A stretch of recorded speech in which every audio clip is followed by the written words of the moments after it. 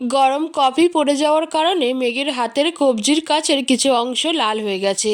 Adrian মেঘের হাত দেখে আতঙ্কিত হয়ে যায়। সে দ্রুত মেঘের হাত ধরে পুড়ে যাওয়া স্থান পর্যবেক্ষণ করে। মেঘ তার চোখ মুখ কুঁচকে দাঁড়িয়ে থাকে।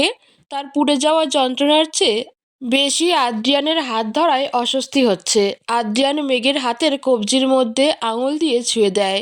তারা বর্তমানে ছাদে অবস্থান করছে, তাই আশেপাশে ঔষধ বা মলম নাই, যার কারণে আদ্রিয়ান মেঘের হাত তার ঠোঁটের কাছে নিয়ে যায়। এরপর লাল বর্ণ ধারণ করা স্থানে ফুঁ দেয়, যাতে মেঘের কষ্ট কিছুটা লাঘব হয়। আদ্রিয়ান যখন মেঘের যত্ন করছিল, তখনই ছাদে এসে উপস্থিত হয় জিয়া। জিয়া ছাদের সিঁড়ি দিয়ে উপরে উঠে আসে। এরপর আদ্রিয়ানের কাছে যাওয়ার উদ্দেশ্যে পা বাড়ায়। তখনই জিয়ার চোখে পড়ে মেঘ তার আদ্রিয়ানের ঘনিষ্ঠ মুহূর্ত। জিয়া থমকে যায়। দূর থেকে স্পষ্ট দেখা যাচ্ছে আদ্রিয়ান কোনো মেয়ের হাত ধরে রেখেছে, তার হাতে ফু দিচ্ছে। জিয়ার কাছে বিষয়টা অবিশ্বাস্য মনে হয়। আদ্রিয়ান কোনো মেয়ের যত্ন করছে। এইটা কি হতে পারে যে আদ্রিয়ান নারী জাতিকে সহ্য করতে পারে না, তাদের সাথে কথা অবধি বলে না? সে একজন মেয়ের হাত ধরেছে, তার সাথে ছাদে এসেছে। জিয়া যথেষ্ট জোরে শব্দ করে আদ্রিয়ানের নাম ধরে বলে ওঠে, আদ্রিয়ান। ছাদের সামনে থেকে কোনো এক নারীর কণ্ঠ শুনে মেঘ আর আদ্রিয়ান সেদিকে তাকায়। তাদের সম্মুখে জিয়া দাঁড়িয়ে রয়েছে। জিয়াকে দেখে আদ্রিয়ান অবাক হয়ে যায়। এত রাতেও এখানে কি করছে? কাল যে 7টা থাপ্পড় দিয়েছিল, তা কি আজই ভুলে গেছে? অবশ্য জিয়া যে বেহায়া আর নির্লজ্জ মেয়ে, ভুলে যাওয়ারই কথা। অন্যদিকে জিয়াকে দেখে মেঘ চিনতে পারে। তার চোখের সামনে কাল রাতের ঘটনার কথা মনে পড়ে যায়। আদ্রিয়ান জিয়াকে দেখে বলে, জিয়া, তুমি এখানে এত রাতে রিসোর্টে কেন এসেছো? জিয়াকে দেখার সাথে সাথে আদ্রিয়ানের ধরে রাখা মেঘের হাতের বাঁধন হালকা হয়ে যায়। যা মেঘ বুঝতে পারে জিয়া আদ্রিয়ানের প্রেমিকা। হয়তো তার সামনে মেঘের হাত ধরতে চায় না সে। মেঘ আর বেহায়ার মতো সেখানে দাঁড়িয়ে থাকলো না। সে দ্রুত তার হাত সরিয়ে নেয় আদ্রিয়ানের হাতের বাঁধন থেকে। এরপর তাড়াতাড়ি বিদায় নেওয়ার উদ্দেশ্যে বলে ওঠে, আদ্রিয়ান স্যার, আমি রুমে গেলাম। রুমে গিয়ে হাতে ঔষধ বা মলম লাগিয়ে নিব। আর এই যে আপনার কফি, এখনও গরম আছে, ঠান্ডা হয়নি। মেঘের কথা শুনে আদ্রিয়ান জিয়ার দিকে দৃষ্টি সরিয়ে নেয়। এরপর বলে ওঠে, ওকে, খুব দ্রুত ঔষধ লাগিয়ে নেবে, না হলে কিন্তু পোড়া জায়গায় ভীষণ ব্যথা করবে। মেঘ সম্মতিসূচক মাথা নাড়িয়ে বলে ওঠে, জি অবশ্যই। আপনারা তাহলে কথা বলুন, আমি নিচে যাই। মেঘ আর কথা বাড়ায় না, দ্রুত পা চালিয়ে নিচে চলে যায়। জিয়ার সাথে সে কথা বলেনি, আর কথা বলার ইচ্ছাও নেই। মেঘ চলে যাওয়ার পর জিয়া এগিয়ে আসে আদ্রিয়ানের কাছে। আদ্রিয়ান বিরক্তসূচক দৃষ্টি আর কণ্ঠ নিয়ে বলে ওঠে, জিয়া, এত রাতে রিসোর্টে কি করছো তুমি? বিয়ের অনুষ্ঠানে আসোনি কেন? বিয়ের অনুষ্ঠানে না আসার কারণ কি তুমি জানো না আদ্রিয়ান? জানি, থাপ্পড় খাওয়ার মতো কাজ করেছো, তাই থাপ্পড় দিয়েছি। দোষ তোমার জিয়া। হুম সব দোষ শুধু আমার হয়। আচ্ছা, ওই মেয়েটা কে? কোন মেয়েটা? কার কথা বলছো তুমি জিয়া? যার তুমি এত যত্ন করছিলে, হাত ধরে ছাদে দাঁড়িয়েছিলে, সেই মেয়েটা কে? ওর নাম মেঘ।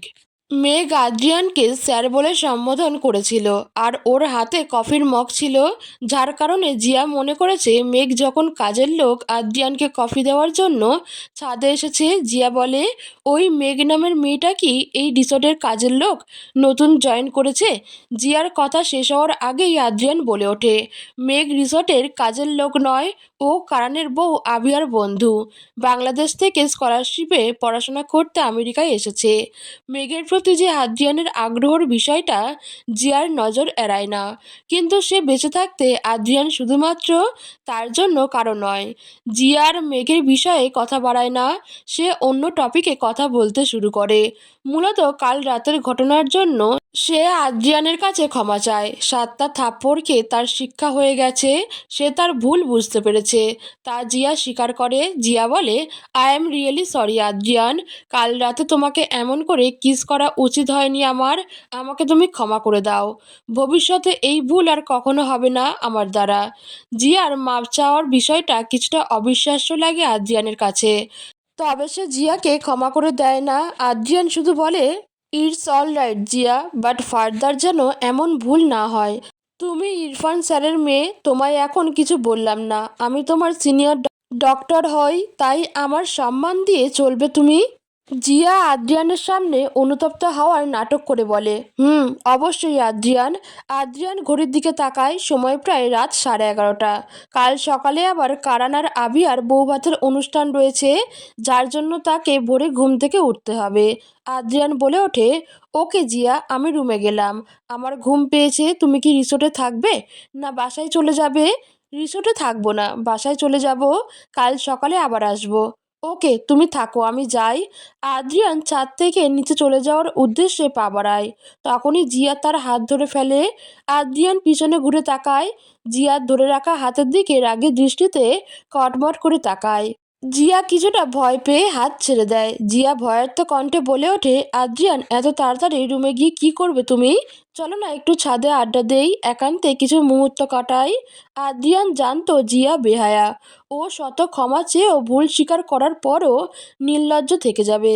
আদ্রিয়ান রাগী কণ্ঠে বলে ওঠে, জিয়া, তুমি আমার প্রেমিকা বা বউ নয় যে তোমার সাথে আমার একান্তে সময় কাটাতে হবে। কাল তোমার গালে 7টা থাপ্পড় দিয়ে কোনো ভুল করিনি আমি। তুমি সারা জীবন নির্লজ্জা আর বেহায়ার মতো থেকে যাবে, ইডিয়েট। আদ্রিয়ান কথাটা বলে বড় বড় পা ফেলে ছাদ থেকে নিচে চলে যায়। কিন্তু আদ্রিয়ানের এমন অপমানজনক কথা শুনে জিয়া রাগে ফুঁসতে থাকে। তার সাথে একটু সময় কাটাতে আদ্রিয়ানে নিষেধ করে দিল, কিন্তু এতক্ষণ মেঘের সাথে ঠিকই ছাদে বসেছিল, মেঘের হাত ধরে রেখেছিল, আর সে একটু হাত ধরে রেখেছে, সে কত কথা শোনালো।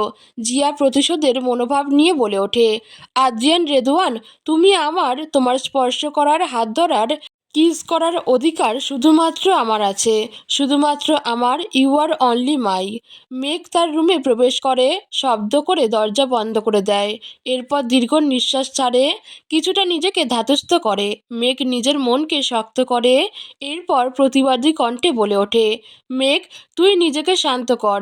জিয়া আদ্রিয়ান স্যারের প্রেমিকা হয়, উনি ভালোবাসে জিয়াকে, তুই এতে কেন কষ্ট পাবি? কে হয় তোর আদ্রিয়ান রেদওয়ান? কেউ হয় না, ওনার সাথে তোর তালাক হয়ে গেছে। ওকে, কাম ডাউন মেঘ, কাম ডাউন। মেঘ নিজেকে শান্ত করে, এরপর সে ওয়াশরুমে চলে যায়, সেখান থেকে ফ্রেশ হয়ে সে বিছানায় শুয়ে পড়ে। সারাদিনের ক্লান্তিতে তার চোখে ঘুম চলে আসে। সে আর আদ্রিয়ান রেদওয়ানের কথা ভাবে না, তার নিজের কেরিয়ার আর তার বাবার স্বপ্ন ও তার কাছে গুরুত্বপূর্ণ। রাত প্রায় 12টা, মেঘ তার রুমে ঘুমিয়ে আছে, তখনই হঠাৎ দরজায় কড়া নাড়ার শব্দ শোনা যায়। মেঘের চোখ ঘুমে কাতর হয়ে গেছে, তার শরীর ভীষণ টায়ার্ড। তবে দরজার শব্দ যখন বেশি হয় তখন মেঘ ঘুম থেকে উঠে পড়ে, বিছানা থেকে নেমে যায় দরজার কাছে। এত রাতে তার রুমের দরজায় কে এসেছে? কোনো বিপদ হয়েছে কি? মেঘ দরজার লক খুলে দেয়। ঘুটঘুটে অন্ধকারে সামনে দাঁড়িয়ে থাকা এক মানুষের ছায়া দেখা যায়। মেঘ কিছুটা কৌতূহল আর ভয় নিয়ে আগন্তুক ব্যক্তিকে প্রশ্ন করে, কে আপনি? এত রাতে হঠাৎ আমার দরজায় কড়া নক করছেন কেন? মেঘের কথা শুনে সামনে থাকা লোকটা এগিয়ে এসে তার কাছে, জানালার মৃদু আলোয় তার মুখশ্রী স্পষ্ট হয়ে ওঠে। তার সামনে দাঁড়িয়ে রয়েছে আদ্রিয়ান। আদ্রিয়ান বলে, মেঘ, আমি আদ্রিয়ান। রাত প্রায় 12টার সময় আদ্রিয়ান তার রুমে কেন আসবে? মেঘ বলে, আদ্রিয়ান স্যার, আপনি এত রাতে এখানে কেন এসেছেন? কোনো সমস্যা হয়েছে কি? আদ্রিয়ান এগিয়ে যায় মেঘের কাছে, এরপর মেঘের হাত ধরে তার কবজির কাছের লাল হয়ে যাওয়া স্থানের দিকে ইশারা করে বলে ওঠে, পোড়া জায়গায় এখনও ঔষধ বা মলম লাগাওনি কেন? মেঘের তার হাতের কথা মনে পড়ে। ছাদে জিয়া আর আদ্রিয়ানকে একসাথে দেখার পর সে ব্যথার কথা ভুলে গিয়েছিল। যে ব্যথা বা যন্ত্রণা তার হৃদয়ে বয়ে বেড়াচ্ছে, তার কাছে এই সামান্য পোড়া তুচ্ছ। মেঘ বলে, ঔষধ লাগানোর কথা মনে ছিল না, কিন্তু আপনি এত রাতে কি আমার রুমে এই কথা জিজ্ঞেস করতে এসেছেন? তোমার হাতে ব্যথাটা আমার জন্য লেগেছে, তাই এর চিকিৎসা করার দায়িত্বও আমার। এখন হাত দাও, ওষুধ লাগিয়ে দিব। মেঘ আদ্রিয়ানের কথা শুনে হাসে। মেঘের অন্তর জুড়ে যে অসহ্য ব্যথার সৃষ্টি হয়েছে তার দায়ও তো আদ্রিয়ানের। তার মনের যন্ত্রণার চিকিৎসা কি আদ্রিয়ানের কাছে আছে? সেই ব্যথার মলম বা ঔষধ কি সে লাগিয়ে দিবে? শুধু কি শরীরের ব্যথায় মানুষের চোখের সামনে দৃশ্যমান হয়? মেঘ বলে ওঠে, স্যার, আপনি ওষুধ দেন আমায়, আমি লাগিয়ে নিব। আদ্রিয়ান মেঘের কথা শুনে না, কারণ সে জানে মেঘ হয়তো এইবারও তার হাতের মলম লাগাবে না। আদ্রিয়ান মেঘের হাত ধরে তাকে রুমের ভিতর নিয়ে আসে। বাড়ির সকলে এখন ঘুমিয়ে রয়েছে, তাই কেউ তাদের দেখতে পায় না। মেঘ শুধু তার হাতের উপর রাখা আদ্রিয়ানের হাত দেখে যাচ্ছে। তার দৃষ্টি সেখানে সীমাবদ্ধ। আদ্রিয়ান মেঘকে বিছানায় নিয়ে আসে, সেখানে বেডের উপর বসায়। মেঘ কিছু বলে না, না বা হ্যাঁ কোনো শব্দ উচ্চারণ করে না, শুধু চুপচাপ নির্লিপ্ত হয়ে বসে থাকে। আদ্রিয়ান তার হাতে থাকা মলম মেঘের কবজির কাছে পোড়া জায়গায় লাগিয়ে দেয়। মেঘের ব্যথা করছে কিনা তা দেখতে তার মুখের দিকে তাকায়, কিন্তু মেঘ নীরব, সে তার মুখের চাহনি শান্ত রাখে। আদ্রিয়ান পরম যত্নে মেঘের হাতে মলম লাগিয়ে দেয়। মেঘ মনে মনে বলে ওঠে, আদ্রিয়ান রেদওয়ান, কি হয়ে যেত যদি আপনি পৃথিবীর সকল নিয়ম অমান্য করে আমার হয়ে যেতেন? এই হাত দায়িত্বের কারণে না, বরং ভালোবেসে ধরতেন। সত্যি কি খুব বেশি ক্ষতি হয়ে যেত আপনার আমাকে ভালোবাসলে? একবার, শুধু একবার ভালোবেসে দেখতেন, এই মেঘ সারা জীবন আপনার হয়ে থাকতো। মৃত্যুর আগ অবধি আপনার বুকে মাথা রেখে মরতো। সত্যি কি একটু ভালোবাসা যেত না আমাকে? মেঘ তার আনমনে বলে কথাটা। আদ্রিয়ান তা শুনল না, সে এখন শুধু মেঘের হাতে মলম লাগাতে ব্যস্ত। মেঘ আদ্রিয়ানের উপর থেকে চোখ সরিয়ে নেয়। কোনো মিথ্যা মায়ায় সে আর জড়াবে না, কখনো না, অসম্ভব।